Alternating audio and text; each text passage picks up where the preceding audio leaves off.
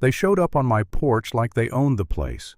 A woman holding a leather portfolio full of fake authority, and a man wearing a deputy's uniform so spotless it practically screamed costume shop.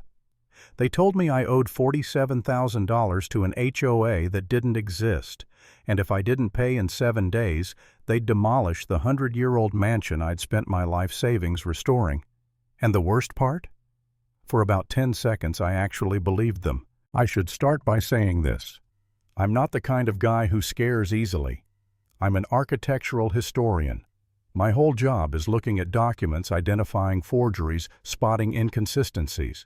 But that morning, standing on my own porch with 2 strangers trying to steal my house using paperwork and a smile, I felt something I hadn't felt in years, real fear. Not fear for myself, but fear for the building I'd dedicated 9 months of my life to saving Ashford Manor, a 1922 Edwardian estate with carved oak trim, stained glass windows, and more history embedded in its bones than most modern cities. It was supposed to be my dream project. Instead, it became a battleground. That day had started perfectly normal. I was on the second-floor scaffolding, sanding a century-old window frame, lost in the quiet rhythm of it when a sleek silver Mercedes rolled to a stop in my driveway. The woman who stepped out looked like she'd walked straight out of a corporate photo shoot. Mid-40s, blonde bob, crisp gray blazer, Prada portfolio. She smiled up at me like we were old friends. "Mr. Thorne," she called. "I'm Lorraine Prescott, chair of the Willowbrook Homeowners Association." I remember blinking down at her, confused.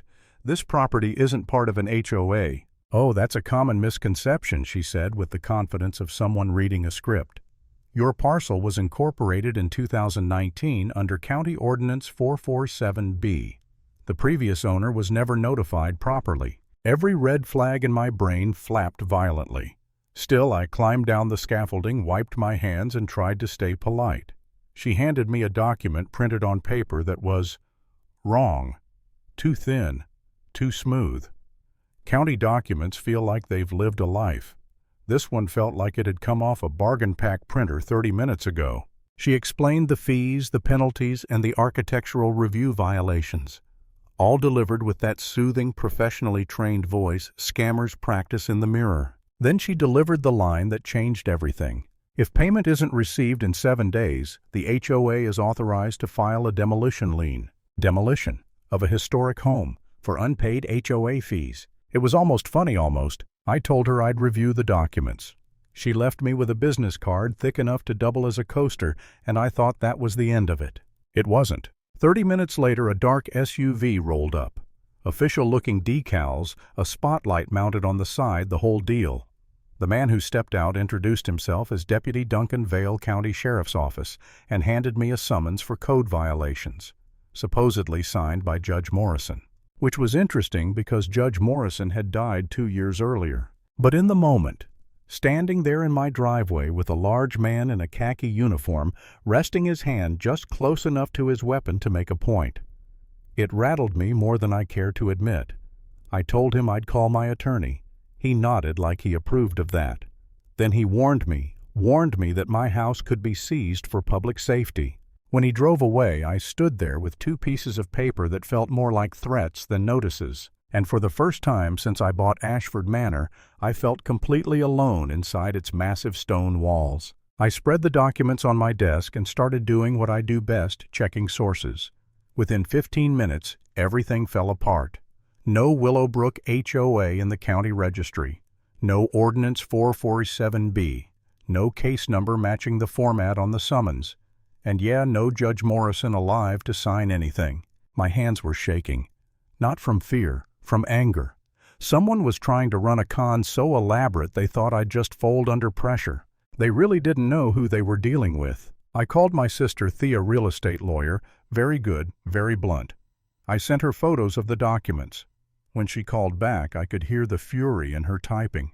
There is no HOA by that name, no ordinance with that number. And that badge number doesn't exist in the sheriff's system.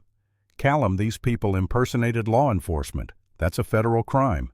I remember staring at the documents and thinking, how many people have they done this to? Who falls for this? And then the worst question, would I have fallen for it if I didn't do this for a living? I reviewed the footage from my security cameras. Thank God I'd installed them the week before. Every angle, every face, every fake smile. Whoever these people were, I had them recorded, and I wasn't going to let them get away with it. Later that night, as the sun was setting, the Mercedes drove by slowly. Once. Twice. They took photos of my house like photographers scouting a location. That's when fear shifted into something sharper, a resolve. They were watching me, so I watched back.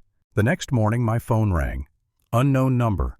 I answered, and a stern voice introduced herself as Detective Geneva Holland with the actual county sheriff's office. She told me she'd received my inquiry about badge verification, and after listening to my story, she went silent. Then she said, "Mr. Thorne, you have just described a criminal operation we've been trying to catch for 8 months. Turns out I wasn't their first target. Not even close. They'd scammed at least 22 families across 4 counties, pulling in nearly $1 million. Most people paid out of fear or humiliation. Few questioned documents that looked official. But I had something the others didn't: documentation. Footage. A timeline. A historian's obsessive detail for inconsistencies. "We need your help," Holland said. "Let's set up a sting." I should have been terrified. Instead, for the first time in 2 days, I felt steady. They wanted to use my house as bait. I agreed before she finished the sentence. That night, the detective swept my house with an RF detector. 3 bugs. 1 behind an outlet plate, 1 in a smoke detector, and 1 in a ceiling tile upstairs. Someone had been inside my home. We pulled footage. 10 days earlier, a county inspector had come by clipboard badge the whole show. I'd let him walk through every room. He was professional, quiet, unassuming, and he had planted every listening device. His name, according to the detective's eventual facial match, was Felix Carver, a known con artist with priors for burglary, wire fraud, identity theft. A man who made a living slipping into people's homes without leaving a trace. For the first time since this started, I felt something close to helplessness. I sat on the edge of my bed staring at the floor, wondering if I'd been stupid, wondering if anyone else would have fallen for this, wondering if I should have just written a check and made them go away, because in that moment fighting them felt impossible. They were organized, connected, experienced, and I'm just one guy restoring an old house. For a few minutes I genuinely thought about giving up, but then I walked downstairs and saw the stained glass window glowing with late afternoon light. The colors spilled across the walls the way they must have 100 years ago, and suddenly I remembered why I'd bought this place. Why I'd spent 9 months sanding, scraping, documenting. This house had survived a century. I wasn't going to let a group of criminals be the ones to destroy it. The next day, Lorraine called. Her voice was soft, sympathetic, practiced. She asked if I'd had time to review the documentation. I told her I was overwhelmed, confused, and wanted to resolve things quietly. She bought it instantly. I scheduled a meeting with her for 10 a.m. the next morning. She had no idea that Detective Holland was listening live. 2 undercover officers were on my street, and I was wearing a body cam recording everything. When Lorraine arrived, she walked into my living room like she owned it. She spread out new fake documents, more polished, this time more official.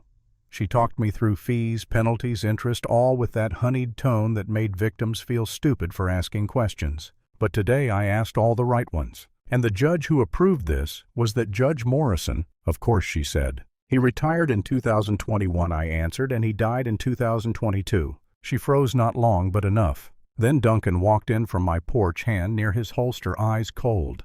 They'd coordinated. He was backup in case I resisted. "You're making this more difficult than it needs to be," he said. "No," I told him quietly. "You are impersonating a law enforcement officer, and she is attempting extortion, and both of you are going to prison." For the first time, their confidence cracked. I listed every flaw in their documents, every inconsistency, every forged element, every single detail I'd researched. Lorraine's mask fell away, replaced with something sharper, meaner. "You have 48 hours, she hissed. "After that, things get unpleasant." She didn't get to finish the threat. Duncan glanced out the window and saw a utility van parked down the street. A little too still, a little too close. "Lorraine," he muttered, "we should go." They fled to the Mercedes. I called Holland instantly. Within 2 minutes, real patrol cars swarmed the block. I watched from my study window as officers boxed in the Mercedes, pulled both of them out, and cuffed them. It felt surreal, quiet, almost anticlimactic, but it wasn't over, because Felix the technician, the insider, the ghost, was still out there. 2 days later, around sunset, my security cameras picked up movement. A figure crawling along the hedge line behind my neighbor's house. He forced open my basement door with professional ease. He moved fast, like a man on a mission. I called Holland.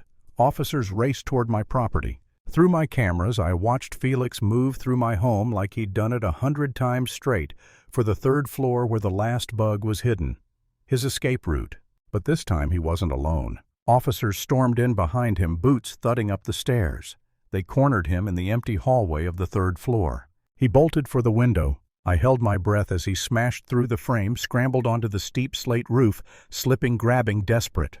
Officers followed cautiously, shouting commands over the wind. Felix tried to reach the roof ridge, but his foot hit a loose tile. He slid hard down the slope, fingers catching the gutter just in time. "Don't move," officers shouted. He didn't listen. Or maybe he couldn't. The gutter groaned under his weight. One officer climbed down toward him, reached out, grabbed his wrist, and hauled him back up. Moments later, Felix Carver, ghost infiltrator criminal technician, was in handcuffs. And just like that, the entire operation collapsed. The police found laptops, maps, fake IDs, lists of targets, spreadsheets of payments, psychological profiles of victims, 47 properties across multiple counties, millions of dollars in fraudulent collections, years of manipulation, threats, and fear. All undone because one homeowner refused to accept a piece of paper at face value. The last time I saw Lorraine, she was in a federal courtroom wearing an orange jumpsuit while a judge listed every charge against her: impersonation, wire fraud, extortion, conspiracy. She barely looked at me, but I watched her. I watched the woman who tried to steal my home sit silently as her entire empire crumbled. When the gavel fell, I didn't smile, I didn't cheer, I just breathed slow and steady, knowing the fight was over. And sometimes the quiet after a storm is the loudest sound in the world. The lesson. Evil doesn't always come kicking down your door. Sometimes it knocks politely and brings paperwork.